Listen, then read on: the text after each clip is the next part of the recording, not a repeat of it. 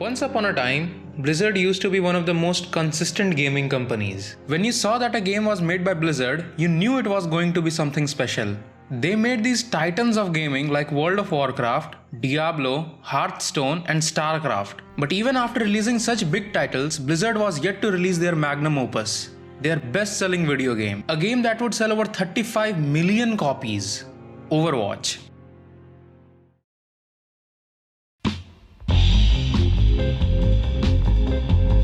In BlizzCon 2014, Blizzard announced the release of Overwatch and released both cinematic and gameplay trailers. And finally, after having a beta release in 2014, Blizzard finally released Overwatch on 24th May of 2016. Yeah! That was awesome! The reviews for the game started rolling in and it was clear that people loved the game. Overwatch is an intelligent cascade of disparate ideas, supporting one another, pouring into one another, and coiling around themselves as they flow into the brilliant shooter underneath. It might not have the most exhaustive list of maps and modes, but it provides nearly endless opportunities for exhilarating, coordinated play. And when you're at the center of it, it feels like nothing else. Overwatch even managed to win Game of the Year at the Game Awards. The Game of the Year at the Game Awards 2016 is Overwatch. Only a handful of games managed to do what Overwatch did, and that is to be unique. When the game first came out in its initial stage, many of the characters were broken, and that was fun. We finally had a game where people were not tryharding like Counter-Strike or screaming their mics off like in Call of Duty. This nigga say PP, bro. This nigga say PP. This nigga say PP. Nigga, you got a PP head, nigga. In Overwatch, Rodok could do this. Junkrat could do this. Tracer went.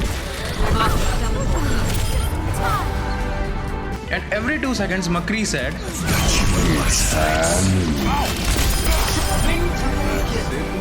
every hero in Overwatch was very different from other, and each of them were fun to play, except Widowmaker. Naturally, because the game was so fun and it was a team-based game, meaning the bar for individual skill required to win a game was lowered, Overwatch soon started to take over the first-person shooter community.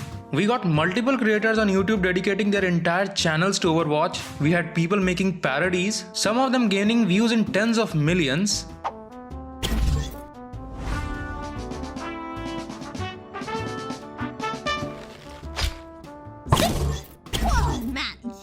Shoot a gay person.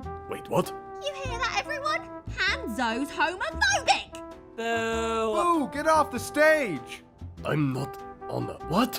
And we had Donkey making these masterpieces. Now the trick of this is we'll go up, we all take the left exit, and we jetpack around the building on the left side. Let's Over do here, it. boys. Come on, guys. Jetpack. Let's do it, baby. What? What? What did I say? We have to stay in. Overwatch was getting frequent updates with developers also focusing on PvE events that kept the game fresh and players excited for future updates. But then we reached 2018, 2 years since the release of Overwatch, and this is when things start going downhill.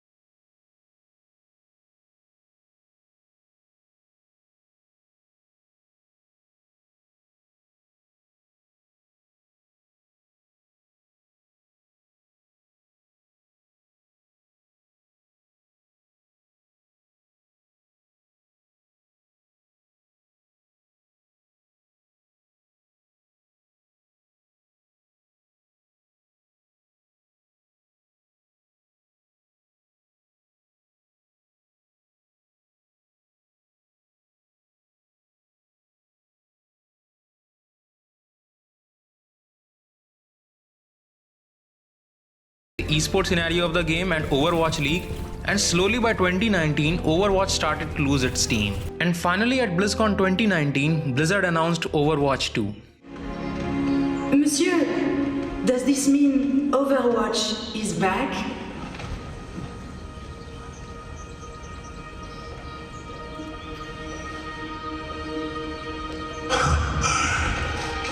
Yes. Yes, we are.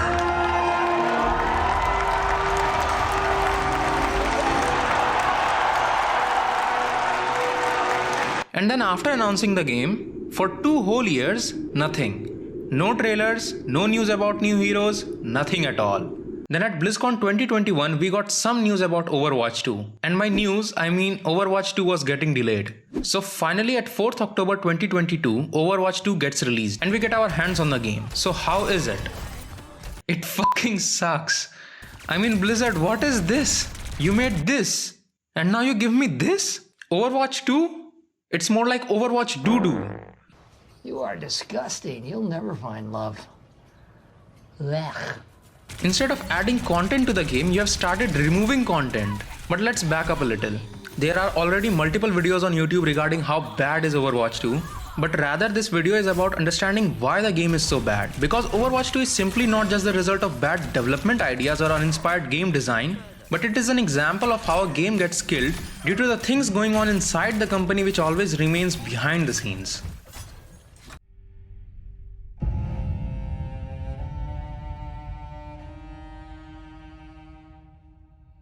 The fall of Blizzard as a company may be traced back to 2018 when Blizzard released World of Warcraft Battle of Azeroth. This expansion was not received well by the community. But that was not the problem.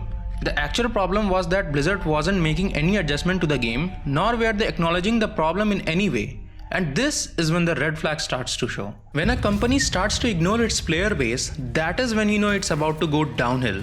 Although the developers did issue an apology regarding the game later in September. However, later that year, Mike Morhaime, one of the co-founders of Blizzard in 1991, left the company after 27 years. And then, at BlizzCon 2018, Blizzard announced Diablo Immortal. Hey, just was wondering, is this an out-of-season April Fool's joke? No, it's a fully fledged Diablo experience on mobile, which everybody will get to play. Blizzard also started killing off esports for their games. There were allegations made that the company was suffering from racial discrimination, and then due to the financial records of 2018, Blizzard had to do some downsizing. In February 2019, 800 employees working at Blizzard, Activision, and King lost their jobs. Our restructuring plan sheds investment in less productive, non-strategic areas of our business and will result in a net headcount reduction of approximately 8%, while also driving a significant increase in investment, focus, and capabilities around our biggest franchises. In July of 2019, Frank Pierce, another co-founder of Blizzard who led the development of Warcraft 3, left the company. This last one here. So, Blizzard co-founder Frank Pierce has stepped down after 28 years with the company. This comes just months after Mike Morhaime, another co-founder, did the same.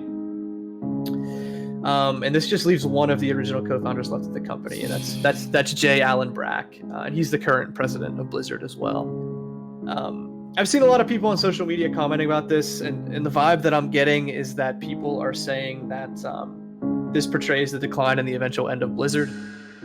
On October 6th, 2019, during a Hearthstone Grandmaster streaming event that was getting conducted in Taiwan, a professional player by the name of Blitzchung in an interview expressed his views to liberate Hong Kong. So Blizzard disqualified him from the tournament, took back the money he won, that was around $10,000, and also banned him from competing in the Hearthstone Grandmaster tournaments for an year, which even though extreme, may be justified because Blitzchung did violate the rules of the tournament. But the big brain guys at Blizzard did not stop at just that.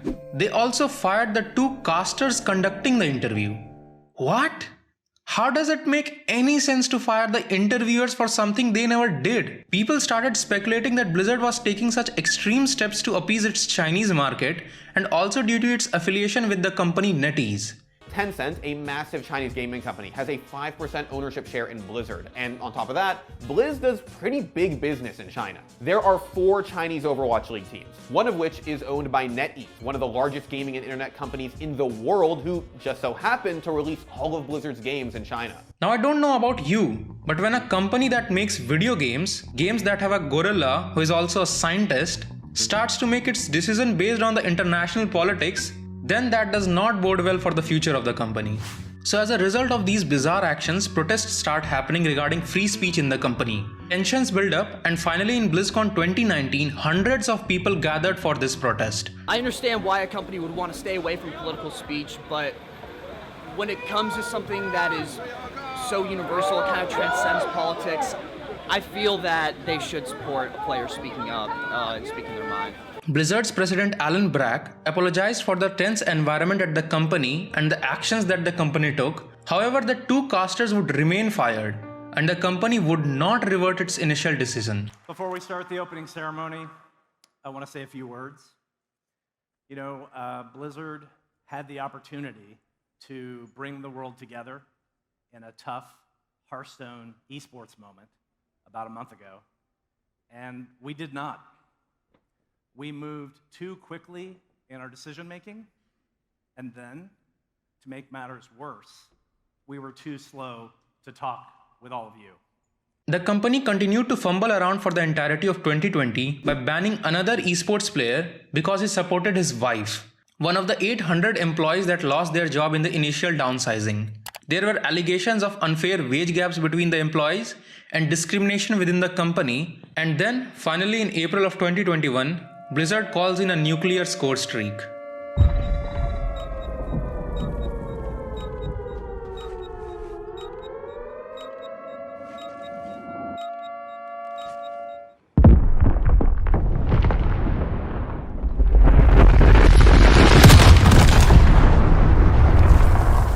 Jeff Kaplan, vice president of Blizzard and the lead designer of Overwatch 1, left the company after 19 years. The guy who announced the release of Overwatch 2 in BlizzCon 2019 left the company.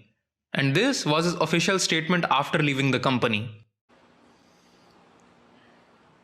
My name is Jeff. After this devastating statement, people knew that Overwatch 2 was doomed. And they were right. On behalf of the Overwatch team, I am extremely proud and excited to finally and officially announce Overwatch 2.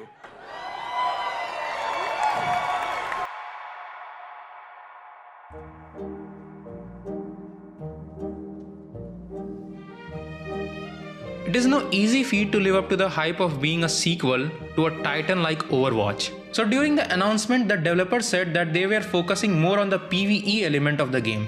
And personally, I thought it was a very good idea. The benefit of focusing PvE meant that the developers did not have to worry about balancing the game. Broken characters would have remained broken, and it would have just added to the fun and goofy feel of Overwatch rather than making the matches more toxic. They also showed all these fancy tricks that came with Overwatch 2 PvE, and quickly that became the most fascinating thing about Overwatch 2. So when Overwatch released, how was this? Was it as good as originally shown? Were the new mechanics something completely new? And most importantly, was it fun? The answer? I don't know. Because when Blizzard released Overwatch 2, they did not release the PvE co-op.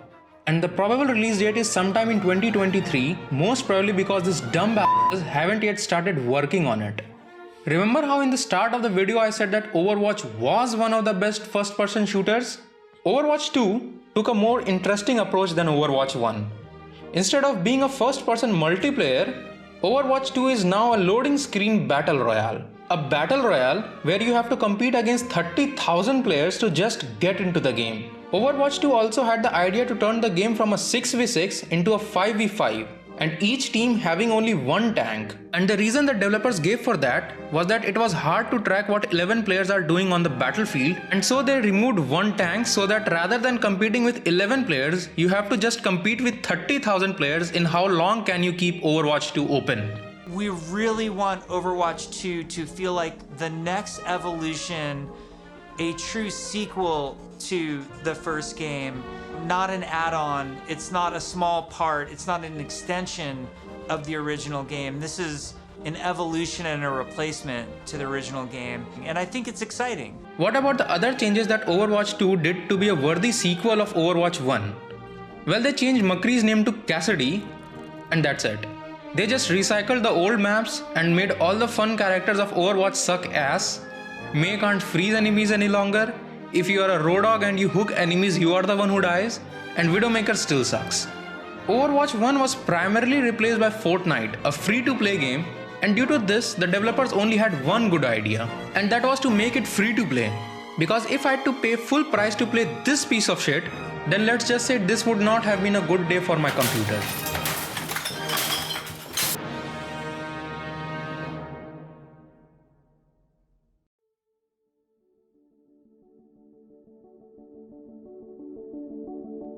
Overwatch 2 is a prime example of how a game gets killed by poor management of a company. Blizzard, a company that incited a sense of joy by just having its logo on a game, is now set on destroying the legacy of all of its landmark games. They butchered the legacy of Diablo when they released Diablo Immortal with all of its shameless microtransactions, a game where to max out a character you have to spend around $110,000, and now with Overwatch 2, a game that was supposed to be a worthy successor of Overwatch and be the next evolution but ended up not being even close to that standard. The whole story of Blizzard as a company up till now makes one wonder two things. First, for how long can the corporate greed and mismanagement of a company behind the scenes can keep destroying franchises and ruining games that were once considered to be a fan favorite? And second, that why am I not in a game yet?